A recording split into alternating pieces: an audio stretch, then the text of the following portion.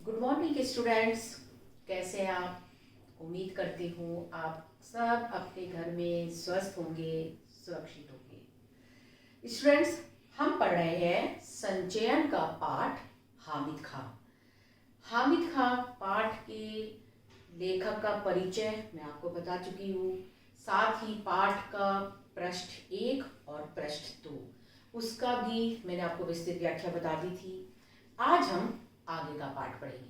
तो आज जो हम पृष्ठ पढ़ेंगे उनके जो शब्दार्थ हैं, कठिन शब्द हैं, उनका अर्थ एक बार देख लेते हैं।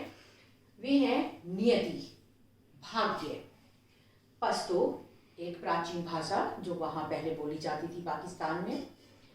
चाव से, शौक से। फिर है क्षुधा, भूख, तृप्त, संतुष्ट। तस्तरी, तस्तरी होती है थाली, प्लेट, थाली।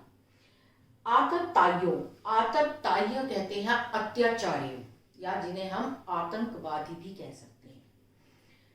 आज जो हम पाठ पढ़ेंगे, जो पृष्ठ पढ़ेंगे, उनके मुख्य बिंदु एक बार देख लेते हैं।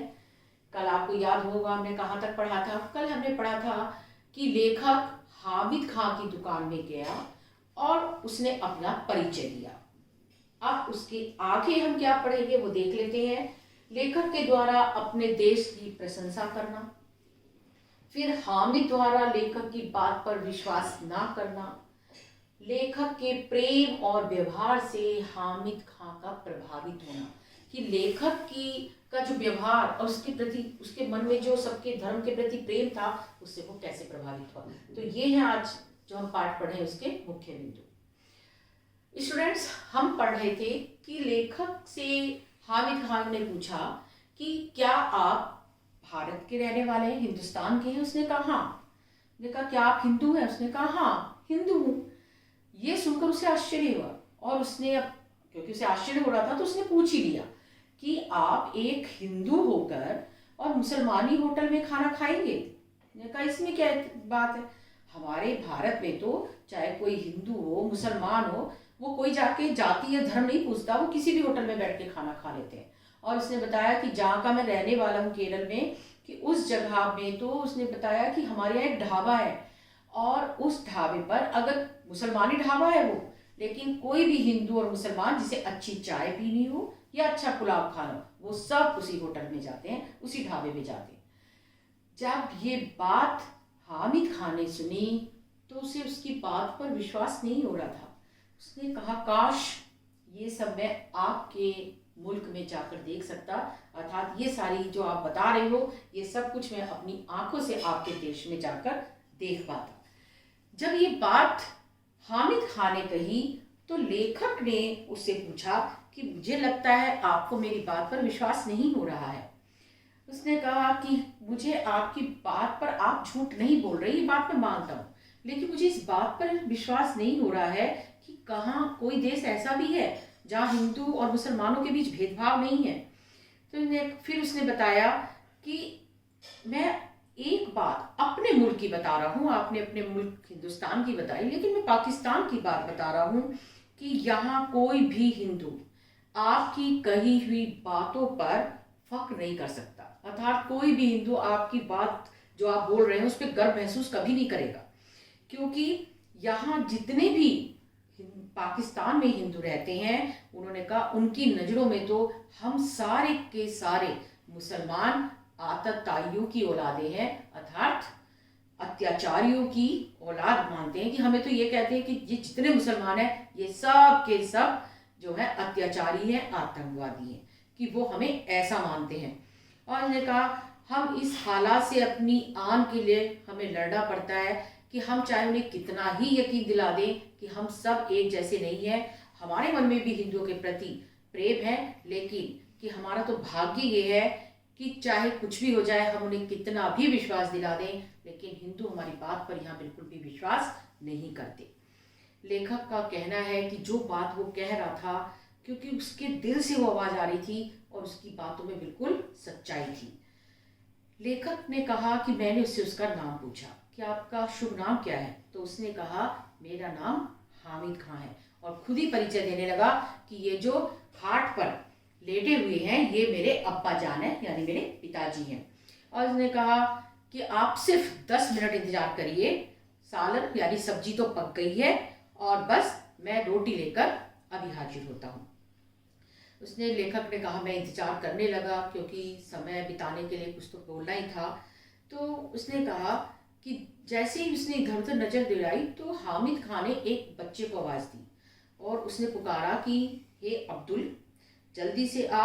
और उसने कहा कि देखा कि एक छोटा सा लड़का दौड़ता हुआ वहां आया। उसने आंगन में जो चटाई बिछी हुई थी, उसने कहा वो वहां लाल मिर्चें सुखा रहा था।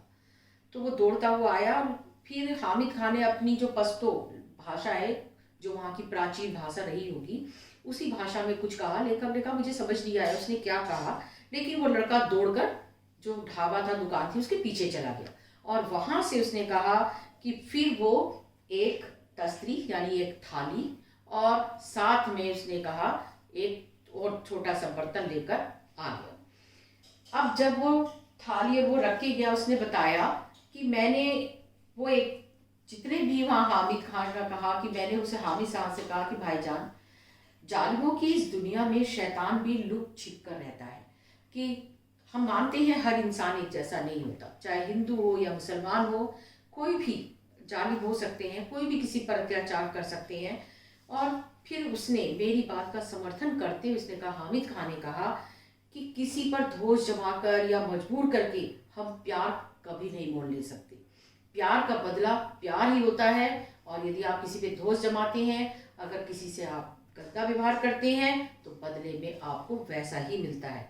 आप ईमान से, उसने फिर हामिद खान ने कहा कि एक तरह से आप मेरे होटल में आए हैं, मेरी दुकान में आए हैं और मोहब्बत के साथ आपने मुझसे बात की, मोहब्बत के कारण ही आप यहाँ आए हैं। तो उसने कहा कि आपकी ईमानदारी और आपकी मोहब्बत का मेरे दिल पर बहुत अधिक असर हुआ है। कि अगर हिंदू और मुसलमान सारे आप ही जैसे हों, ईमान से आपस में मोहब्बत करें, तो वास्तव में ये मुल्क सिर्फ मुल्क ही नहीं बल्कि ये पूरी दुनिया कितनी अच्छी होगी। लेखक ने कहा वो धीरे धीरे ये बातें बोलता जा रहा था और अंगीठी पर रोटियां सेकता जा रहा था। उसने कहा कि फिर जो थाली, उन्होंने बताया तस्तरी की जो थाली मुझे वो लड़का दे के गया था, उसमें हामिद खान ने थोड़े से चावल रखे, फिर 3-4 रोटियां रखी और एक लोहे की अलग से उसने कहा तस्तरी लाया, थाली लाया और उसमें अलग से उसने सब्जी यानी वो सालन परोस दिया। उसने कहा कि पास में ये कटोरा और मेज पर रख कर गया वो लड़का और उस कटोरे में उसने मुझे पानी दिया। लेखक ने कहा भूख और प्यास से तो मेरा बुरा हाल था, तो इसलिए मैंने बड़े चाव से, बहुत ही शौक से वो खाना खाया। और उसने कहा फिर मैंने खाना खाने के बाद अपनी जेब में हाथ डालते हुए हामिद खान से पूछा कि खाने के कितने पैसे हुए। हामिद खान ने मुस्कुराते हुए लेखक का कहना है कि मेरा हाथ पकड़ लिया और बोला, भाईजान माफ़ कीजिएगा, मैं आपसे पैसे नहीं लूँगा क्योंकि आप मेरे मेहमान हैं। आप दूसरे मुल्क से आए हैं और ऊपर से मेरी दुकान में पहली बार आए हैं, तो आप मेरे मेहमान हुए और हम मेहमानों से कभी भी खाने के पैसे नहीं लेते। उसकी बात से लेखक ने कहा कि मुझे इतनी खुशी हुई। फिर भी मैंने कहा कि वो अच्छी देख के ही लग रहा था कि ढाबा कोई अच्छा तो था नहीं, तो ये नहीं कह सकते बहुत पैसे वाला था। उसने कहा कि उसको देख के मैंने फिर कहा कि ठीक है, एक दुकानदार के नाते आपको पैसे मैं नहीं, पैसे दुकानदार के नाते तो आपको पैसे लेने पड़ेंगे, ठीक है, मोहब्बत के नाते मैं बेशक आपको पैसे नहीं देता, लेकिन दुकानदारी कैसे चलेगी अगर पैसे ना लिए जाए। तो उसने कहा कि मेहमान नवाजी अलग बात है, दुकानदारी अलग बात है। आप दुकान चला रहे हैं तो आपको खाने के पैसे लेने चाहिए। और लेखक ने कहा आपको मेरी मोहब्बत की कसम है, आपको पैसे लेने पड़ेंगे। इतना कहते ही करे जब मैंने उसे मोहब्बत की कसम दी, तो हामिद खान की ओर उसने कहा, उस समय 1 रुपया उसने दिया। 1 रुपए की, आप सोच रहे होंगे स्टूडेंट्स की खाने के पैसे दिए, वो भी 1 रुपया, लेकिन उस समय जब का लेखक ने वर्णन किया है 1 रुपए की बहुत ज़्यादा कीमत हुआ करती थी। तो उन्होंने कहा कि जैसे ही मैंने उसकी तरफ 1 रुपया बढ़ाया, तो उसने संकुचाते हुए यानी थोड़ा सा झिझकते हुए उसने कहा वो रुपया उसने मेरे हाथ से ले लिया। और उसके बाद उसने कहा कि मैं जैसे ही मैंने रुपया दिया, उसने ले लिया कि मैं तो जाने को तैयार था, तो उसने कहा, भाईजान मैंने खाने के पैसे आपसे ले लिए, मगर अब ये नोट आप अपने पास रखिए। मैं चाहता हूं कि जब भी आप अगर किसी भी मुसलमानी ढाबे में अपने देश में जाकर खाना खाएं तो केवल इस हामिद खां को, अपने इस मित्र को याद कर लेना। बस इतना ही चाहता हूँ। और ये कहते हुए लेखक का कहना है उसने वो नोट मुझे वापिस कर दिया, मेरी जेब में रख दिया।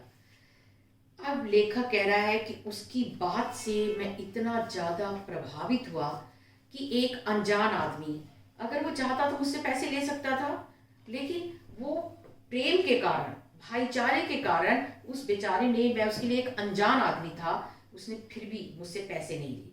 तो उसने कहा कि उसके मन में जो मेरे प्रति प्रेम था, कि मुझे देखकर वो बात आज तक नहीं भूलती, उसका प्यार मुझे आज तक याद आता है कि मैं तो वहाँ से वापस आ गया, दोबारा मेरा कभी जाना तक्षशिला नहीं हुआ, मैं हामिद खां से फिर कभी नहीं मिला।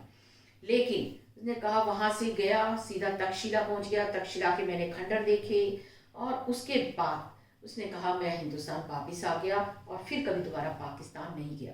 लेकिन आज जब मैंने अखबार पढ़ा और अखबार में मैंने देखा कि किस उसमें लिखा हुआ था तक्षशिला में आग जली, तो मुझे तुरंत हामिद खां की याद आई कि ऐसे जो इंसान हैं जैसे कि हामिद खां, जिनके अंदर इतना प्रेम है, सच्चाई है, दूसरे के प्रति इतना आदर सम्मान की भावना है, ऐसे आदमी का तो नुकसान कभी नहीं होना चाहिए। इसलिए मैंने भगवान से प्रार्थना की कि हे भगवान, चाहे जो हो जाए, जहाँ भी आग लगी हो, लेकिन अगर तक्षशिला में आग लग भी गई है तो हामिद खां की दुकान को नुकसान नहीं होना चाहिए।